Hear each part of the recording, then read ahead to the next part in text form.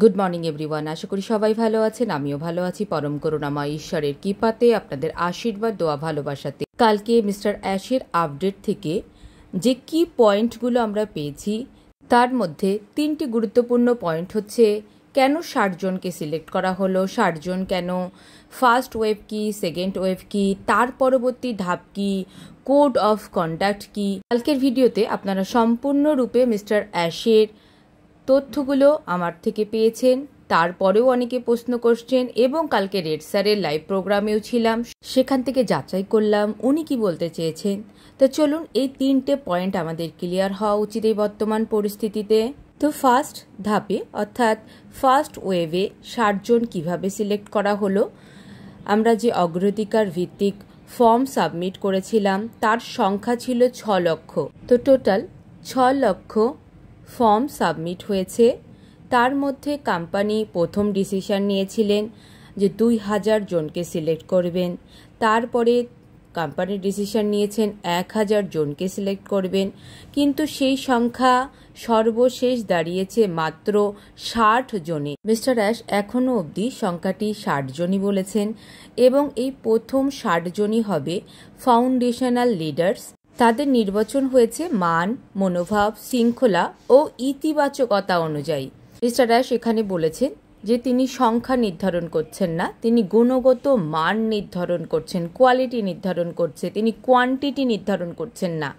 আর এই 60 জনের উপর দায়িত্ব থাকবে ভিক্টোরি উইথ অ্যাশের মূল কাঠামো গঠন করা, শেখার এবং নেতৃত্বের উদাহরণ স্থাপন করা, প্ল্যাটফর্মে প্রথম কন্টেন্ট ও ট্রেনিং শুরু করা হবে এই 60 জনকে নিয়ে। এই সংখ্যা নির্ধারণ করতে গিয়ে মিস্টার অ্যাশ বলেছেন যে আমি কোয়ান্টিটিকে বিশ্বাস করি না, আমি কোয়ালিটিকে বিশ্বাস করি। মিস্টার অ্যাশ আরও জানিয়েছেন যে তিনি অনেক আবেদন নিয়ে দিনের পর দিন সত্যই চিন্তা করেছেন যে কি আসলে সত্যই যোগ্য এবং প্রস্তুত, এবং তার নির্ধারণ করার জন্য এই 60 জনের মাধ্যমে পরবর্তী সকল ওয়েভের মান নির্ধারণ হবে। এই 60 জনই হচ্ছে মূল সেতু নির্মাতা, যাদের দ্বারা পরবর্তী সদস্যরা নির্দেশনা পাবে। আর এই 60 জনের দ্বারাই দ্বিতীয় ওয়েভে কারা অনুমোদন পাবে বা কারা নির্বাচিত হবে সেটা কিন্তু নির্ধারণ করা হবে। এই 60 জনই কিন্তু অগ্রাধিকার পাবে। সেকেন্ড ওয়েভে কারা সিলেক্ট হবে তাদেরকে নির্বাচন করার। এখন কথা হচ্ছে, প্রথম ওয়েভে যদি 60 জন হয় তাহলে সেকেন্ড ওয়েভে কতজন সিলেক্টেড হবে বা হতে চলেছে, আর যারা সেকেন্ড ওয়েভে সিলেক্ট হবে না তাদের কি হবে।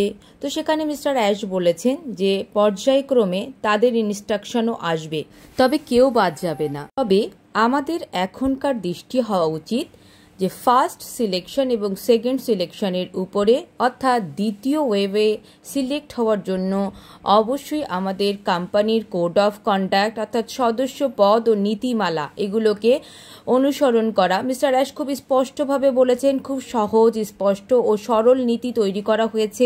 কোনো multi level, downline, upline, leader board এগুলো কিছুই এখানে নেই। ভিক্টোরি উইথ অ্যাশ কোনো মূল বিজনেস প্ল্যাটফর্মের নাম না, এটা আসলে একটা ট্রেনিং সেন্টার, প্রশিক্ষণ কেন্দ্র।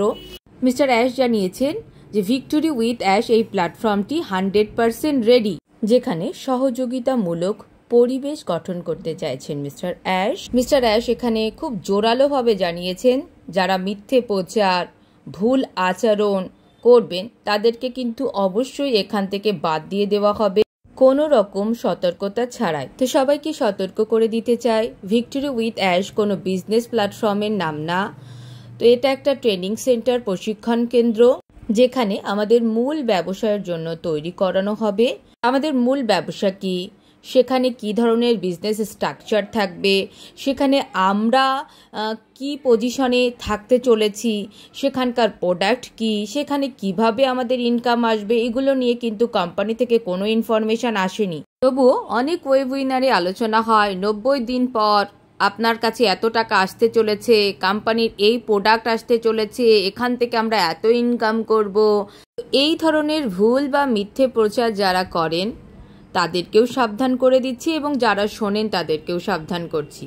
যদি আপনি ফার্স্ট ওয়েভে সিলেক্ট না হন, যদি আপনি চান যে কোম্পানির সেকেন্ড ওয়েভে সিলেকশনে আপনার নাম যাক, তাহলে অবশ্যই এখন থেকেই কোম্পানি থেকে যতটা তথ্য দেওয়া হচ্ছে ততটা তথ্যের উপরে আলোচনা করুন। এই ছিল মিস্টার অ্যাশের কালকের আপডেটের উপরের গুরুত্বপূর্ণ আলোচনা। সঠিক সময়ে সঠিক তথ্য পাওয়ার জন্য চ্যানেলটিকে সাবস্ক্রাইব করে রাখুন, লাইক কমেন্ট শেয়ার করতে ভুলবেন না। দেখা হচ্ছে নেক্সট ভিডিওতে। ভালো থাকবেন, সুস্থ থাকবেন, ঈশ্বর আল্লাহ বিধাতার কৃপা রহমতে থাকবেন। রাধে রাধে।